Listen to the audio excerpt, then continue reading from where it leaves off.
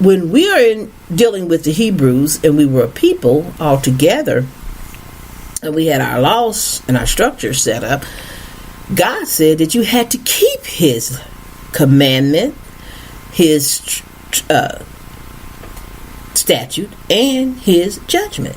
So we know now, based on how their society is set up off of ours, how they don't keep their judgments, they don't keep their statutes, they don't keep their laws. Okay, another scenario is, I was born in the 60s, and as a young person coming up, I knew that it was against the law to have drugs. I mean, I didn't know very many people who used heroin. I didn't know anybody that used heroin, actually.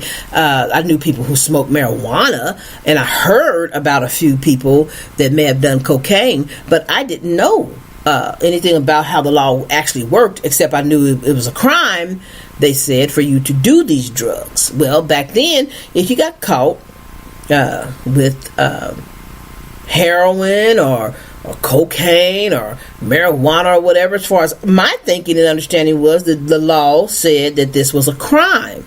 So when you get to the statute of it, for black people, if you get caught with a roach, you get life in prison. So that was the judgment, because you're automatically guilty. You get life in prison. Well, I don't know what it worked for white boys. Probably white boys got to go, and they go in and sit in the holding cell, and that's time served, and they get out or whatever. But I know for some black folks, they would get caught with any drug of any kind, and they pretty much went away, because that was their structure of law, their statute, and their judgment. Well, now it's 2016, and their law and their statute, because now there's a heroin epidemic. And this heroin is not really affecting these kind of folk. So now the statute has changed, where it used to be you get caught with drugs, you went downtown. But you don't do that anymore, because it's not affecting the Negroes. These are our good white kids. So our statute now is we must help them. We'll change the statute to, some places say you can give them this shot. I mean, they done used so much drugs, they slumped over in the car, and the babies are in the back seat, and you run over there and you help them and you revive them and you bring them back to life. No charges should be filed against them. And then we got this new thing where if you use the heroin, don't go to jail now.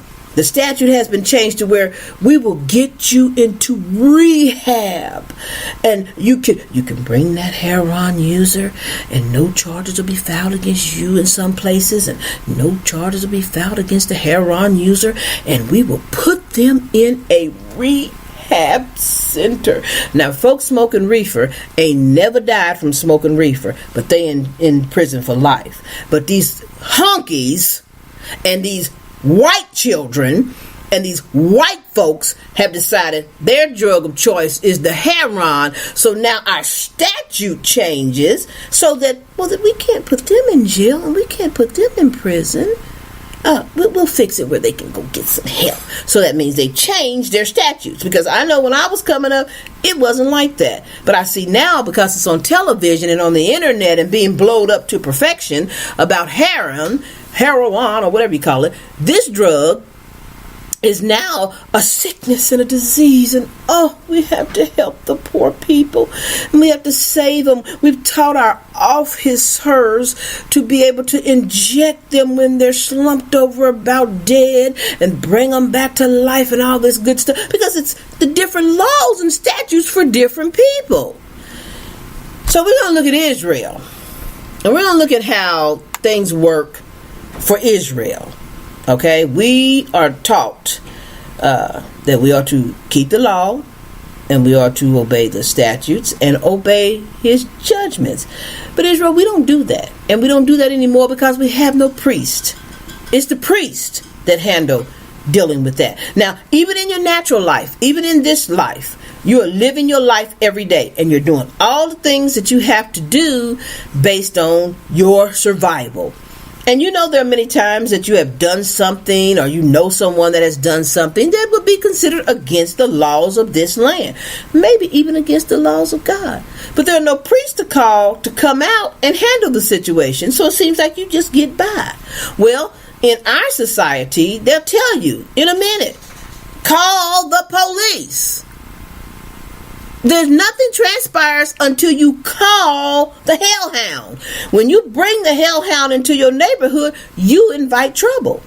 Now, I know there are cases when many people say, well, I had to call the police because they were doing this and they were doing that. Well, 99% of the time now, if you call them on your children, they're going to die. If what they're doing is that bad that you want them dead, go ahead and call them. Because now their structure is set up, shoot on sight. I don't care what they're doing. I don't care if their vehicle is stalled. I don't care if they're just walking down the road. Whatever. Pull your gun out and shoot to kill. So nothing transpires until you call them or until they're contacted. So many things are going on. There's laws being broken all day long.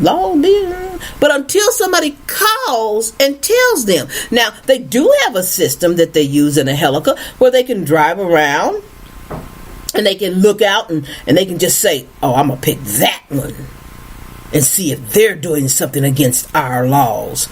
They have that too. But 99% of the time, they have to be, well, 90% of the time, they have to be called. So it's the same way it happened in Israel. Even when we were back in Egypt, before we got to the promised land, when Moses killed that Egyptian, they was looking for Moses. It was 2 Hebrew Israelites who said, should we tell on your fucking ass? Huh? Because the authorities don't know what's going on until you inform them. That's why they try to come into your neighborhoods and they try to act like they're officer friendly and they want to get to know you and be a part of you so that you can tell on each other. Y'all learn that one day. You'll learn that. I know some of y'all live in some of the worst neighborhoods on this planet, but it's all about life and death now for you. It's not about just stopping crime, because they don't come out to stop what you consider crime. They come out to kill you. All right, we're going to get past that. Now, in Israel, my father was giving his laws to Moses. He gave them to Moses and they became Moses' law. But the statutes and the judgment remain God's. You have to keep his commands that he has given you, the law. Then the statute comes and then the judgment. So let's look at some of how we know y'all aren't keeping the statutes and the judgments of God, because there are actions that have to take place when this happens. So let's look at Ezekiel 44. And in Ezekiel 44, we're going to start at verse 21. And another thing you got to learn too is when you're reading the word, you have to know the setting of this word and how it is. Now, when Moses talks to certain people and certain groups, he's not talking to everybody, and he's not talking to everybody that you think. Okay, let's look at Exodus 12 first. Let's look at Exodus 12:37 so I can get your mind set for when I go back to 44. All right, Exodus 12 verse 37 and 38. Let's listen to what it says. It says, "And the children of Israel journeyed from Ramesses to Succoth. About 600,000 on foot were men, besides the children, and a mixed multitude went up also with them." Now, that's a lot of folks. Now we come back to Ezekiel 44. I want you to have this mindset, because you have to know who Moses is talking to, when he's talking to, and the size of the groups he's talking to. Because when we had our temple was only so big. And I think y'all get the wrong idea every time you read it. You imagine even a football stadium. Let's take a football stadium. A football stadium can hold, some of them can hold what, 60,000 people? 80,000, 90, I don't know if they can even hold 90,000. But this is not how it was for the temple. The temple was only so big. So the temple would have to be the size of Texas in order for all these folks to come into it for Moses to talk to them. All right? Do you get where I'm going? So there are times when they went into the temple where the congregation was, which the congregation, y'all know that there's the mercy seat. There's the congregation, and then there's the altar. These are 3 pieces of furniture that sat in the temple. And when he called the congregation, those are the sons of Aaron that took care of the temple. So when he spoke to the congregation in the temple, at the congregation, he's talking to them around this piece of equipment or this piece of furniture inside the temple. So that was not thousands and thousands and thousands of people. Okay? Now, let's go here to Ezekiel 44 and let's try to break this thing down, dealing with our laws and who the laws are given to and how the structure is set up. Neither shall any priest drink wine when they enter into the inner court. So no, like religious folks and Christians, they're made up rules that a man of God can't drink. You can drink whatever you want to drink. If you are a priest, you cannot drink wine when you enter into the inner court. All right. There's a reason for that, and we're going to get down into the teaching, and we're going to find out you can't be lit or high when you're dealing with the law of God. When you have to go out and convict someone of breaking God's law, because let me tell you something, when you break God's law, there is a stiff penalty. So you can't be a lush head or a drunk going out there trying to tell somebody something about the law and then coming before God to get the statute on it and then carrying out the judgment. So that's why he told them, don't drink when you come into the inner court. Neither shall they take for their wives a widow, nor of her. We don't even have to read out. Let's just get on down here to the meat, because I was looking at all that. Y'all read that. I'm not reading all that. Y'all read that. Let's get here to... Let me bring out 24. Verse 24. And in controversy they shall stand in judgment, and they shall judge it according to my judgment, and they shall keep my law and my statutes in all mine assemblies, and they shall hallow my Sabbaths. Now that's talking about the priest. Everything that took place in the temple, the holy men of God, the house of Israel did. They had to keep this. So whenever the law came down, let's say it was a Wednesday and God decided that, y'all got more laws than just the 10 commandments. And he decided that, I'm going to make a law of so and so and so and so thing. He would tell Moses, they would discuss it, and he'd get the law straight. Then Moses would take it to Aaron, and Aaron would take it to his sons, which are the congregation. And he would teach them what thus said the Lord concerning this law. So the people didn't know anything about it. The people had no clue this was a law of God, because they lived in their cities and their towns and all around about. Because this only took place at the temple. Are you getting it?